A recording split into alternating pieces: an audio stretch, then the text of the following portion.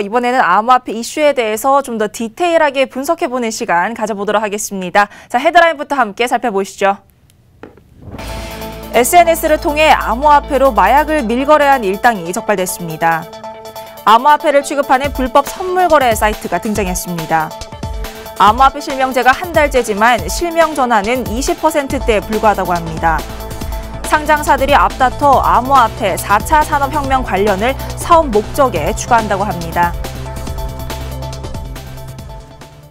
네, 오늘 이슈 분석해보실 분 모셔보도록 하죠. 아시아경제TV 한치호 논설위원 나와 계십니다. 네, 위원님 안녕하세요. 네, 안녕하십니까. 네, 뭐 첫 번째 이슈부터 좀 얘기를 나눠볼 텐데요. 이번에도 암호화폐 관련 범죄 보도가 나왔습니다. 그렇죠. 심지어 마약 관련 범죄인데 이번에는 네.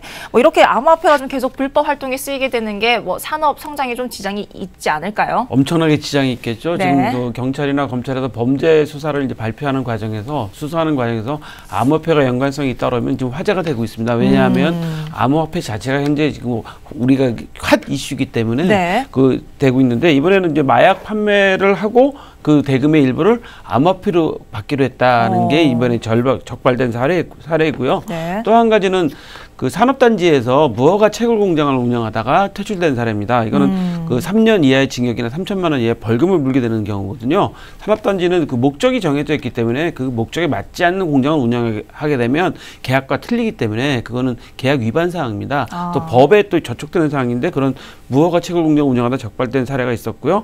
또 하나는 이제 불법으로 선물 거래 사이트를 만들어서 운영하다 적발된 사례인데 이런 경우에 우리 한동안 그 외환 그 환차익 그 사이트가 많이 유행됐던 적이 있었어요. 그리고 또 유사수신 행위는 많이 적발됐었거든요. 근데 이런 그 암호화폐 불법 선물 거래 사이트 같은 것들이 많이 횡행하게 되면 선량한 투자자들이 손해를 보게 되고 또 건전하게 이 산업을 발전시키는 분들한테 피해가 가게 됩니다. 그래서 이런 것들은 만약에 그 투자자들도 하시면 안 되겠고 만약에 발견하면 바로바로 좀 퇴출을 시켜야지만이 이 산업 발전에 특히 암호화폐 투자하시는 분들이나 이 산업 발전을 위해서 노력하시는 분들한테 도움이 될 것 같습니다.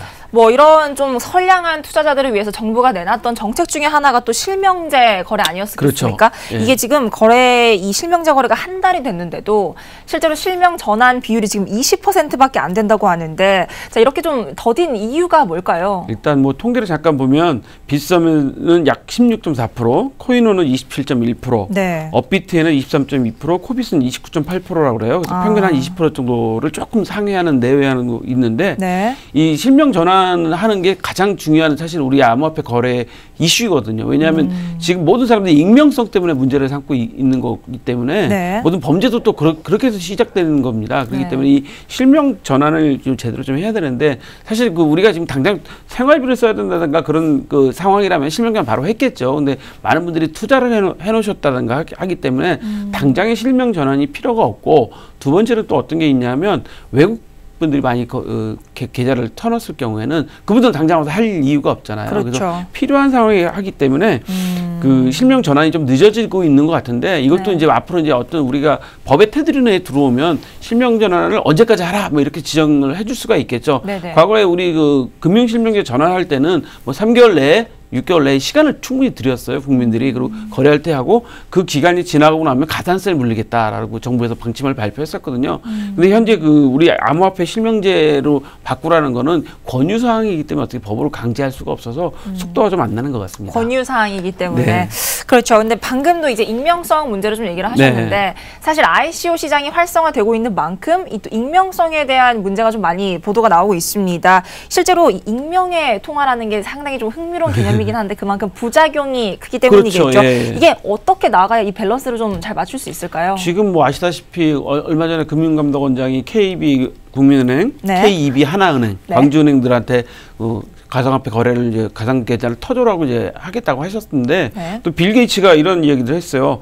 가상 통화 그러니까 암호화폐는 익명성이 죽음을 초래한다. 뭐 이런 얘기를 했습니다. 그러니까 익명성이라는 거는 실명을 밝힐 수가 없는 거잖아요. 그렇죠. 결국은 숨기고 싶은 그 욕망이 들어가기 때문에 우리가 숨기고 싶은 게 뭐가 있을까요?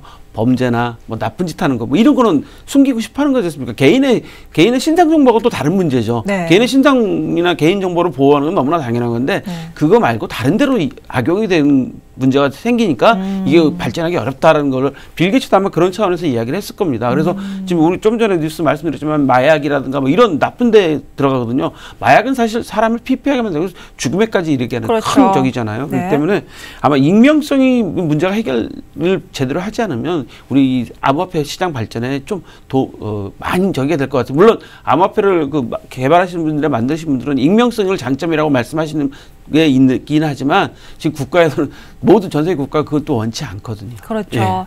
네, 이번엔 조금 다른 얘기를 해보겠습니다. 이 상장사들이 조총을 예. 앞두고 뭐 암호화폐 관련한 사업 목적에 추가를 하고 있다고 하는데 네. 사실 이게 띄워주기 용도 좀 있지 않겠습니까? 좀 주의가 필요할 것 같은데 어떻게 보시나요? 아니 그냥 저는 이렇게 생각해요. 정관의 사업 목적을 추가해야지 추후에라도 만약에 이 사업을 하려면 부합되기 때문에 지금 현재 정관 어차피 주주총회를 하면서 정관 변경의 사항이 있으니까 같이 들어가는 거고요.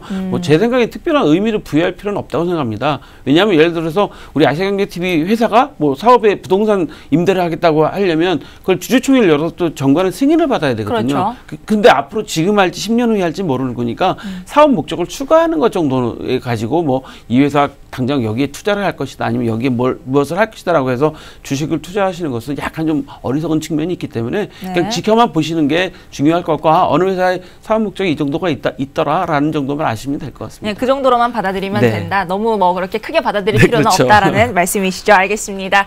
네, 지금까지 이 암호화폐 주요 이슈들에 대해서 한치호 논설위원과 함께 얘기 나눠봤습니다.